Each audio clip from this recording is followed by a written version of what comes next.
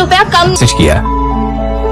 ये मैसेज पढ़ते ही अहान के होठों पर एक स्माइल आ गई और उसकी पूरे दिन की टेंशन जैसे गायब ही हो गई। आज पहली बार शनाया ने उसे ऑफिस बुलाया था।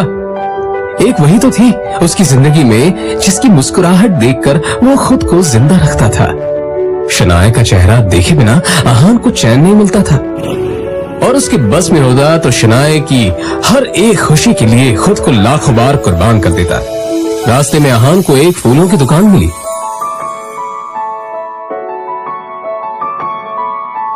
और अपना पर्स निकालकर देखने लगा। उसमें सिर्फ 500 का एक नोट पड़ा हुआ था। जैसे ही अहान वापस मुड़ा तो उसे शगुन का काम और अपनी सांस के दिए हुए काम याद आ गए। उसने एक नजर घूरकर उस सैंडल की तरफ देखा और कहा, माफ करना आंटीज और सासू माँ, आप लोगों को सादर प्रणाम। पर शनाया से बढ़कर मेरे लिए और कुछ नहीं है। थोड़ी सी डांट सुन लेंगे आपसे। और फिर उस पैसे से अहान ने शनाया के लिए फूलों का वो बुके ले लिया।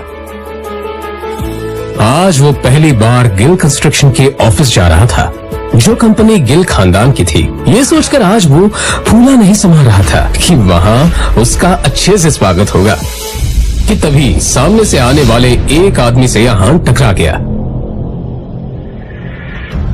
उसका नाम देव मल्होत्रा था।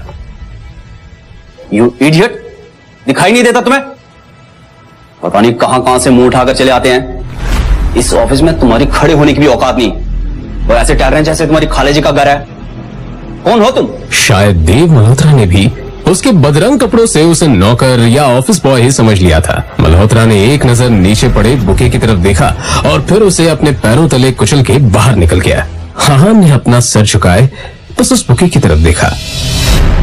उधर शनाया अंदर से ये नजारा देख रही थी। तभी अहान की नजर शनाया पर पड़ी तो एक पल के लिए वो अपनी बेइज्जती भूल गया और वो शनाया के केबिन में दाखिल हो गया। वो शनाया की तरफ बढ़ा। अब जाने भी तो शनाया, जो हुआ मेरे साथ वो हुआ। और तुम इतना टेंशन क्यों ले रही हो? जो बात गई वो बात गई। तभी शनाया चीखते हुए बोली, दूर हटिए आप मुझसे, दूर हटिए। आप चले क्यों नहीं जाते मेरी जिंदगी से? नर्क बना रखी है मेरी जिंदगी।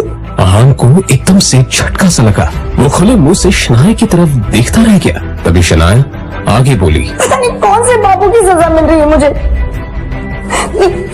आप चाहते क्या? पापा ने हम दोनों की शादी जबरदस्ती करवाई थी, वरना आप तो कभी मेरे लायक थे ही नहीं। और आज भी आपको